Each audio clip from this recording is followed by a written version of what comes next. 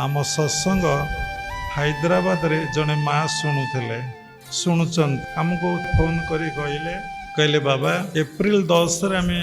जीवु ओडिशा आपण पाखक जीवु दीक्षा ग्रहण करूँ कौन प्रणामी देवे आम कहले प्रणामी किसी ना आपण दीक्षा नहीं जीवे कहले कौन है ना मु गोटे कथा पचारि आपन जो कहते सबु तुम्हें सबु तुम्हें सबु तुम्हें सबकि ईश्वर कराउचंदी से बोधरे मु रही सकाळु संध्या जाए संध्या बेलू मु देखिली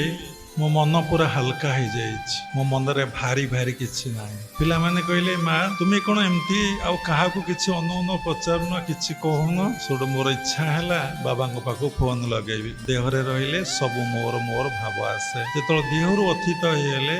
भगवत बोधरे आत्मबोधरे रहिले आपण किंतु रही मो मोर भाव रहिबो नाही।